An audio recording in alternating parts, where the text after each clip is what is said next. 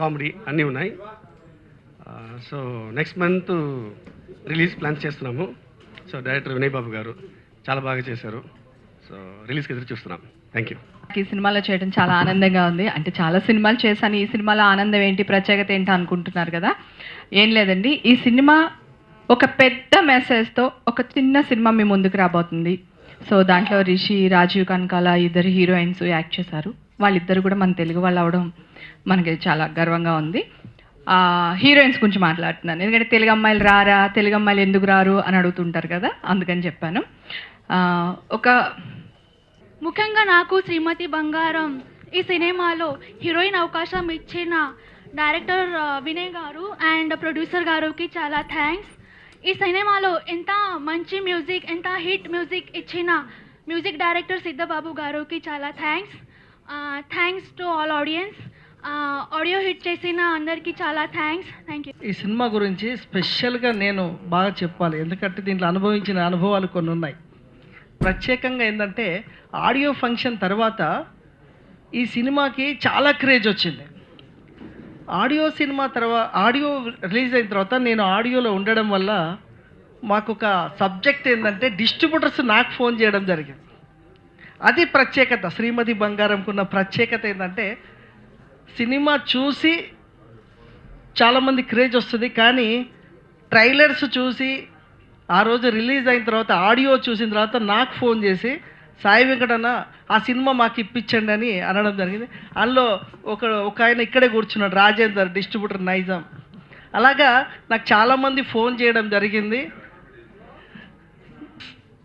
Channels మరియు పత్రికా విలేకరులందరికీ నా నమస్కారాలు.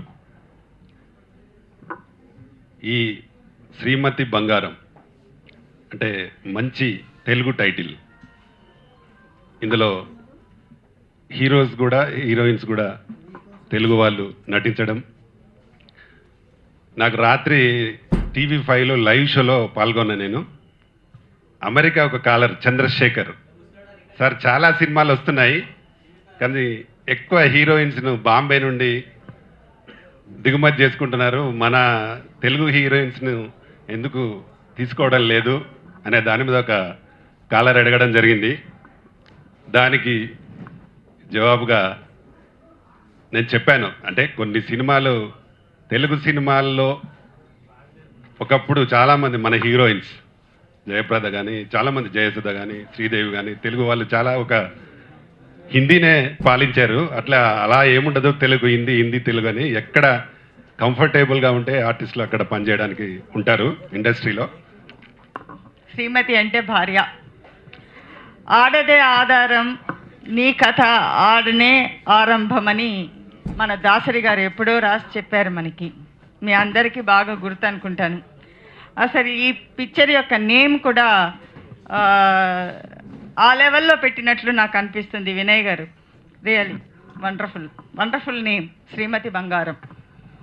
అంటే ఒక స్త్రీ దగ్గర నుంచే ఒక జగత్ స్టార్ట్ అవుతుంది, ఆవిడే అన్నిటికీ కారణం. అటువంటి ఒక శ్రీమతి ఒకప్పుడు సమ్టైమ్స్ ఒక ఎమోషన్ తోటి ఏమైనా తప్పు చేసినా, తప్పు చేయకపోయినా భర్త అనేవాడు డెఫినెట్గా దాన్ని భరించాలి. భర్త అంటే భరించేవాడు అని అర్థం. చిత్రానికి ఫస్ట్ డైరెక్టర్ ఎంచుకున్న స్టైలు టైటిల్ శ్రీమతి బంగారం. అప్పట్లో పెద్ద హిట్ శ్రీవారి ముచ్చట్లు అంటారు. ఈ మధ్య సినిమాలన్నీ వచ్చాయి, అవి ఆడతాయి ఇవి ఆడతాయని, కానీ సెంటిమెంట్కు ఎంటర్టైన్మెంట్కు ఎప్పుడు వాల్యూ ఉందని థియేటర్లో ఈ సినిమా ఖచ్చితంగా నిరూపిస్తుంది. ఎందుకంటే కథ చెప్పినప్పుడే నేను కొన్ని సీన్లలో చాలా థ్రిల్ ఫీల్ అయ్యాం. ఈ కథ కోసం నెల్లూరుకి వెళ్ళి రాసుకున్నాం, వేములవాడ ఒక 4-5 సిట్టింగులు, 5-6 రోజులు. మామూలుగా ఏ చిత్రానికి కెమెరామెన్ గారు స్టోరీ సిట్టింగ్లో ఉండరు, ఆయన కూడా ఇంట్రెస్ట్ చూపించి PS బాబు గారు, నేను, వినయ్ బాబు గారు అందరూ కూర్చొని కథను బాగా వండి అద్భుతంగా వచ్చాయి డైలాగ్స్. థియేటర్లో కొన్ని సన్నివేశాలు ఎలా ఉంటాయంటే, ఒక 9 నెలల నిండు గర్భిణిని ఒక కర్ర తీసుకొని కడుపు మీద కొడితే ఎట్లా ఫీల్ అవుతారు థియేటర్లో, ఏ అంటారు. అంత ఎమోషన్స్ ఉన్నాయి. ఒక భార్యాభర్తల మధ్య చక్కటి అనుబంధము. టైటిల్ సాంగ్ కూడా చాలా బాగుంటుంది, శ్రీమతి బంగారం.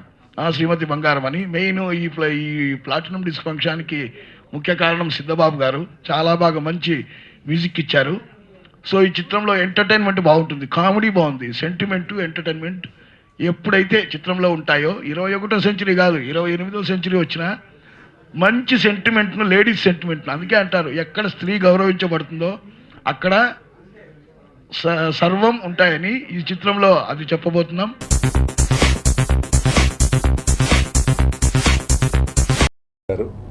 ఈ సినిమా డైరెక్టర్ కృష్ణ, హీరోయిన్స్